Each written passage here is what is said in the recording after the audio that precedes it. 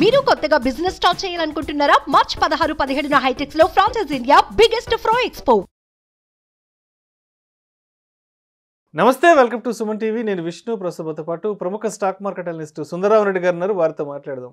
Sir నమస్తే. Sir నమస్తే sir. Sundara Rao Reddy గారు, పెట్టుబడిదారుల యొక్క ప్రయోజనాలను కాపాడేందుకు సెబీ ఎప్పటికప్పుడు కొత్త కొత్త రూల్స్ అండ్ రెగ్యులేషన్స్తో ముందుకు వస్తూనే ఉంటుంది. సో ఎప్పటికప్పుడు ఒక అడుగు ముందే ఉంటుంది ఇన్వెస్టర్స్ యొక్క వాళ్ళ బెనిఫిట్స్ని కాపాడడానికి. అయితే అండ్ ఇప్పుడు కానీ ఫర్దర్గా కానీ సెబీ ఎటువంటి కొత్త నోటిఫికేషన్స్ అండ్ అనౌన్స్మెంట్స్తో రాబోతుందంటారు? రైట్. సో రీసెంట్గా ఈ స్మాల్ క్యాప్స్లో మ్యూచువల్ ఫండ్స్లో ఇన్వెస్ట్మెంట్స్ ఎక్కువ అవుతున్నాయని చెప్పేసి దాన్ని ఎలా కంట్రోల్ చేస్తారో అని చెప్పేసి యాంఫీకి అండ్ ఏఎంసీ కంపెనీస్ మొత్తానికి కూడా ఇది లెటర్ ఇష్యూ చేశారండి. దాంతో స్మాల్ క్యాప్స్ ఓవర్ వాల్యుయేషన్ నుంచి కరెక్షన్ స్టార్ట్ అయింది, మనం చూస్తూనే ఉన్నాం. సో వీళ్ళు ఏంటంటే ఈ స్మాల్ అండ్ మైక్రో క్యాప్ల్లో ఓవర్ వాల్యుయేషన్ జోన్లో ఉన్నాయి. కంపెనీ ఫండమెంటల్స్కి వీటికి సంబంధం లేకుండా పోతుంది. సో వాటిని రిస్ట్రిక్ట్ చేయాలని చెప్పేసి ఆ ఏరియాలో పబ్లిక్ని ఎలక్ట్ చేయడానికి వీళ్ళు ట్రై చేస్తున్నారు అనమాట. అండ్ రెండోది సెటిల్మెంట్స్ అండి. అండ్ ఇప్పుడు దాకా మనం T+1 సెటిల్మెంట్ చూస్తున్నాం. ఇక ముందు అది T+0గా చేయబోతున్నారు అనమాట. ఈ మంత్ ఏప్రిల్ 1 నుంచి స్టార్ట్ అవుతుంది. అండ్ ఇనిషియల్గా ఏంటంటే టాప్ 500 కంపెనీస్కి అలౌ చేస్తారు. ఫస్ట్ స్టేజ్లో ఏంటంటే స్టేజ్ 1లో 130 లోపు అయిన ట్రేడ్స్ మొత్తాన్ని సేమ్ డేనే సెటిల్ చేస్తారు. రెండో స్టేజ్లో మధ్యాహ్నం తర్వాత జరిగే ట్రేడ్స్ని కూడా సెటిల్ చేస్తారు. మొత్తానికైతే నెక్స్ట్ 1 year తర్వాత నుంచి కంపల్సరీగా T+ ఇన్స్టెంట్ సెటిల్మెంట్ జరుగుతాయి నెక్స్ట్ ఇయర్ నుంచి. ప్రస్తుతానికైతే T+0 అనమాట. అంటే ఈ రోజు ట్రేడ్ అవుతే ఈవినింగ్ కాల్ సెటిల్ అవుతున్నాయి. నెక్స్ట్ ఇయర్ నుంచి అలా కాదు, 25 నుంచి ఇన్స్టెంట్ అంటే ట్రేడ్ కొనగానే మరుక్షణమే సెటిల్మెంట్ అవుతుంది అనమాట. సో వాళ్ళు చైనా తర్వాత ఆ టెక్నాలజీ వాడుతుంది ఇండియా వాళ్ళండి. సో ఆ ఇయర్లో అది ఎక్సలెంట్ అనుకోవచ్చు. సో ఇప్పుడు ఏంటంటే ఇంక బ్రోకర్స్ దగ్గర మనీ బ్లాక్ అయ్యే పని లేదు. డైరెక్ట్గా బ్యాంక్లో ఉన్న డబ్బుతోటి మనం ఐపీఓస్ కనుక ఎలా అప్లై చేసుకుంటామో అలా స్టాక్స్ కొనుక్కోవచ్చు అనమాట. ఇది రెండోది, ఈ బ్రోకర్స్ మీద కూడా రెగ్యులేషన్ పెడుతున్నారండి. QIB అని చెప్పేసి వాళ్ళ క్వాలిటీ ఇప్పటివరకు అయితే ఎంతమంది క్లయింట్స్ ఉంటారు, వాళ్ళు ఎంత టర్న్ ఓవర్ చేస్తున్నారు, ఎంతమంది ప్రాఫిట్ మేక్ చేస్తున్నారు, ఇవన్నీ డేటాని కూడా నిరంతరం అప్డేట్ చేయమని చెప్పేసి సో బ్రోకర్స్ని కూడా అలర్ట్ చేస్తున్నారు. నాలుగోది ఆల్గో ట్రేడింగ్ మీద.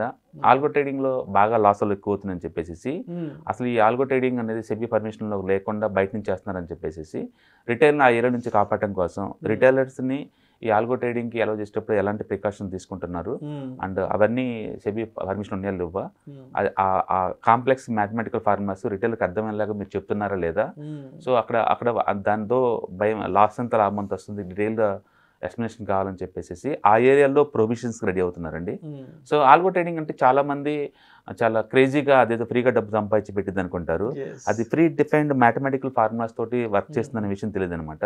రెండోది, మార్కెట్లో ఏదైనా బ్లాక్ సెవెన్ ఈవెంట్ వచ్చినప్పుడు వాళ్ళని ప్రొటెక్ట్ చేయడానికి వీళ్ళ దగ్గర ఏం లేదు. ఎందుకంటే ఏపీఐ ద్వారా రన్ అవుతాయి. ఏపీఐ ద్వారా వచ్చే ప్రతి ట్రేడ్ కూడా అది మాన్యువల్గా ఇచ్చారో లేదా ఆల్గో ట్రేడింగ్ సిస్టమ్కి అర్థం కాదు. అందుకని రిటైల్స్ రేపొద్దున అలాంటివి వాడుతున్నారు అనుకోండి, సిస్టమ్ రాంగ్ పోతున్నప్పుడు ట్రిగ్గర్ అయ్యే ఛాన్స్ ఎక్కువ ఉంది. ఎనీ పాయింట్ ఆఫ్ టైంలో మార్కెట్ అప్ ట్రెండ్ కానీ డౌన్ ట్రెండ్ కానీ ఫ్లాట్ కానీ ఉంటుంది.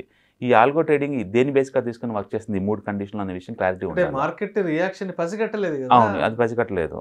దాని ప్రకారం బ్రేక్అవుట్ స్ట్రాటజీకి ఇచ్చామనుకోండి, బ్రేక్అవుట్ అయిన ప్రతిసారి ఇస్తూనే ఉంటుంది ఆర్డర్స్. అది ఒక ప్రోగ్రామింగ్ ప్రకారం వెళ్తూ ఉంటుంది. అంటే మార్కెట్ కి సంబంధించి బయట నెగిటివ్ న్యూస్ ఏంటి, ఇవాళ మార్కెట్ రియాక్షన్ ఏంటని దానికి అనవసరం. ఓకే, అందుకని పర్టికులర్ కండిషన్లో అది వర్క్ చేసేది కానీ రిమైనింగ్ కండిషన్లో వర్క్ చేయలేకపోవచ్చు. సో రిటైలర్స్ అది వాడటం వల్ల వచ్చిన అడ్వాంటేజ్ డిసడ్వాంటేజ్ గురించి నాకు ఎక్స్ప్లెయిన్ కావాలని చెప్పేసి ఐరన్లు కూడా అది ప్రొవిజన్ రెడీ అవుతుంది. అంటే దీంతోపాటు రియల్ ఎస్టేట్ ఇన్వెస్ట్మెంట్ ట్రస్ట్లు కూడా ఇప్పటి వరకు అది పెద్ద ప్లేయర్స్కి అలౌ చేస్తారు. ఇక నుంచి చిన్న సైజు అంటే జస్ట్ 50 crores కూడా real estate investment trust begin చేసుకోవచ్చు. జస్ట్ 200 మంది ట్రేడర్లు ఉంటే చాలు. మినిమం సైజు 10 లక్షలతో అలా పెట్టేసుకొని మన సొంతంగా ఇల్లు కొని అద్దెలకు ఇచ్చే బదులు ఇలాంటి వాటిలో ఇన్వెస్ట్ చేయడం ద్వారా ఏంటంటే 10 లక్షలతో కూడా మనం బిగిన్ చేసుకోవచ్చు అనమాట. కాబట్టి స్మాల్ అండ్ మీడియం ఎంటర్ప్రైజెస్ వాళ్ళు కూడా ఈ రియల్ ఎస్టేట్ ఇన్వెస్ట్మెంట్ ట్రస్ట్లను ఎంకరేజ్ చేస్తున్నారు. మినిమం సైజు 50 కోట్లు ఉండాలన్నమాట. కాబట్టి రెగ్యులర్ ఇన్కమ్కి అండ్ కొంచెం కొత్త న్యూ మెథడ్స్ డెవలప్ చేసుకుంటూ పోతున్నారు ఇట్లా.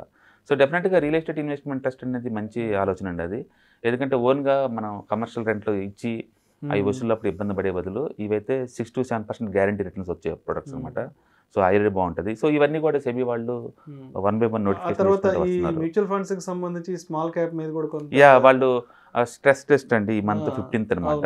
ఈ మంత్ 15th ప్రతి మ్యూచువల్ ఫండ్ కంపెనీ వాళ్ళు కూడా మీ దగ్గర ఉన్న పొజిషన్స్ ఏంటి, వాటి ఎంత ఒక మార్కెట్లో ప్యానిక్ వస్తే కనుక రిడెంప్షన్ ప్రెజర్ ఎంత ఉండొచ్చు, దాని తగ్గట్టు క్యాష్ మీ దగ్గర ఉందా లేదా, దానికి అలర్ట్ అవుతున్నారు లేదా అని చెప్పేసి అనమాట. వాళ్ళు రీసెంట్గా వాళ్ళు చేసిన రీసెర్చ్ వల్ల వాళ్ళకి అర్థమైంది ఏంటంటే ఈ స్మాల్ అండ్ మీడియం ఎంటర్ప్రైజెస్ వాటిల్లో అండ్ చాలా వరకు స్మాల్ క్యాప్స్లో ఫండమెంటల్కి స్టాక్ వాల్యుయేషన్ మధ్య చాలా డిఫరెన్స్ ఫైండ్ అవుట్ చేశారనమాట. ఇక దాంతో ఇవి ఫ్యూచర్లో బబుల్లాగా పేలితే కనుక నెక్స్ట్ సీక్వెన్స్ని ఎలా అడ్డుకోవాలి అని చెప్పేసి వాళ్ళు ఆ ఏరియాలో అలర్ట్ చేసుకుంటూ పోతున్నారు. సో అట్లా ఈ మ్యూచువల్ ఫండ్ స్ట్రెస్ టెస్ట్ అయ్యి ఉండొచ్చు, లేకపోతే బ్రోకర్స్ వాళ్ళు ఎన్హాన్స్మెంట్ రూల్స్కి అయ్యి ఉండొచ్చు, ఆల్గో ట్రేడింగ్ రిస్ట్రిక్షన్ అయ్యి ఉండొచ్చు, రియల్ ఎస్టేట్ ఇన్వెస్ట్మెంట్ ట్రస్ట్లోకి కొత్త ప్లేయర్స్ని చిన్న వాళ్ళని అలౌ చేయడం కావచ్చు, T+0 సెటిల్మెంట్ కావచ్చు. ఇవన్నీ కూడా మొత్తానికి సెబీ వాళ్ళు కొంచెం అగ్రెసివ్గా ఉండి మార్కెట్ని ఎఫిషియన్సీని ప్రొటెక్ట్ చేసుకుంటూ ముందుకెళ్తున్నారండి. డెఫినెట్గా లాంగ్ టర్మ్ పాయింట్ ఆఫ్లో మార్కెట్స్ ముందు పోతూ ఉంటాయి. Thank you sir, thank you so much.